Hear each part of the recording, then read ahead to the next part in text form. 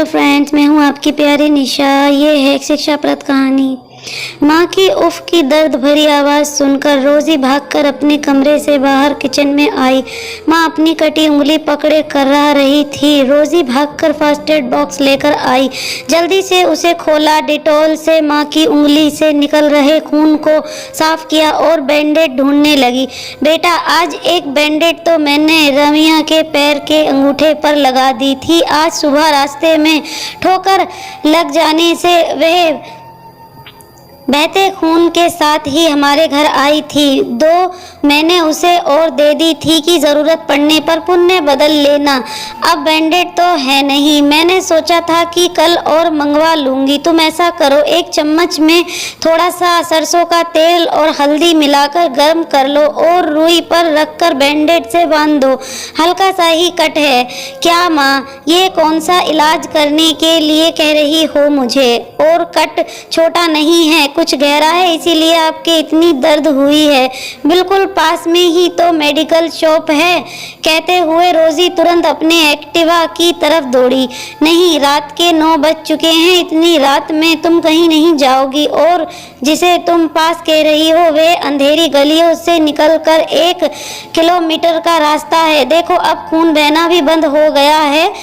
हल्दी तेल से मुझे राहत मिल जाएगी। जब बचपन में खेलते खेलते हमें चोट लग जाती थी तो तुम्हारी नानी हमें इसे पुल्टर कहकर बांध दिया करती थी और जख्म भी भर जाया करते थे। मामा, तब की बात और थी।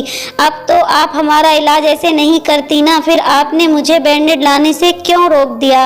अंधेरे से डर कर ना। पापा घर में है नहीं और भैया देर रात तक घर पहुँचते हैं। ये तो टेम्परेरी इलाज हुआ ना। माँ द्वारा थोड़ी सख्त आवाज़ में रोकने पर रोज़ी तेल और हल्दी गर्म करके तो ले आई, किंतु माँ के प्रति उसकी चिंता शिकायत के रूप में बरकरार थी। हाँ बेटा, इतनी रात गए तुम्हारा इस प्रकार घर से निकलना मुझे उचित नहीं लगा। क्या माँ, शिक्षित होकर इतनी आधुनिक होते हुए भी आप तब की बात कर रही हैं जब लड़कियों के बाहर निकलने पर पाबंदियाँ लगाई जाती थी। अब समय बदल चुका है, कहकर रोज़ी तो माँ की उंगली पर पट्टी बांधकर अपने कमरे में चली गई, किंतु उसकी माँ तब और अब में उलझकर अतीत में पहुँच गई। कहा बदला है कुछ भी तब में और अब में? तब बचपन में घर से बाहर गली में अपनी सहेलियों के संग खेलते खेलते जिस दिन भी कभी वे देर से घर पहुँचती थी तो माँ कितनी डांट लगाया करती थी कि जब तुम्हें अंधेरा होने से पहले घर आ जाने की हिदायत दी गई है तो तुम देर तक बाहर क्यों खेलती रही? भैया को तो ऐसे कभी नहीं डांटा उन्होंने। इस संबंध में माँ की डांट से बचने के लिए कभी कभी तो वे छोटे छोटे 7 पत्थरों के टुकड़ों पर हल्का सा थूक गिराकर और उसे घर के अंदर आने तक पुण्य मुड़कर ना देखने का टोकटा भी किया करती थी। अधिक दूर क्यों जाना अपनी इस रोज़ी को भी तो इसके बचपन में एक बार उससे ने 2 दिन लगातार दिन छिपने और अंधेरा होने जाने से पहले ही अपना खेल खत्म करके ग्राउंड से वापस आ जाने पर तीसरे दिन खेलने ना जाने देने की सजा दी थी। उसकी बेटी नहीं जानती कि आज फिर उसने उसी तब को दोहराया है, सिर्फ इसीलिए ना क्योंकि अपनी बेटी को पढ़ा लिखा कर आत्मनिर्भर बनाने का सपना संजोए वह आज भी अपनी बेटी की सुरक्षा के प्रति चिंतित है। निर्भया जैसे कांडों की और भी न जाने कितने माँ के कलेजे के टुकड़े जिनके साथ कभी ना भूलने वाले दर्दनाशक हादसे संभावनाएं माओ का हृदय तब भी दहला देते थे और अब भी दहला देते हैं। बेटियां तब भी असुरक्षित थीं और अब भी असुरक्षित हैं। अब तो हर एक माँ की इस चिंता का एकमात्र उपाय अपनी पुत्री की शिक्षा दीक्षा और आत्मनिर्भरता के साथ साथ अपने पुत्रों में भी स्वयं एवं पवित्र मानसिकता का विकास करना ही हो सकता है।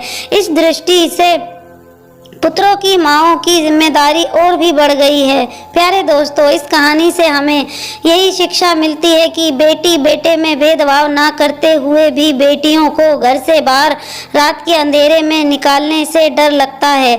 हम सभी माँओं को ये होना चाहिए कि अपने बेटों को अच्छी शिक्षा और अच्छी परवरिश दें। बेटियों को नहीं बल्कि बेटों को समझाकर हमें घर से बाहर भेजना चाहिए कि किसी की बेटी पर बुरी नज़र डालने से पहले अपनी बहन बेटी के बारे में ज़रूर एक बार सोचना चाहिए। प्यारे दोस्तों, बहुत दिल से आप लोगों के लिए स्टोरीज़ लाती हूँ। स्टोरी ज़रा भी अच्छी लगी हो तो लाइक शेयर कमेंट ज़रूर करें और ऐसी ही और स्टोरीज सुनने के लिए मेरे चैनल को सब्सक्राइब करें और बराबर में लगे बेल आइकन को भी ऑन करें।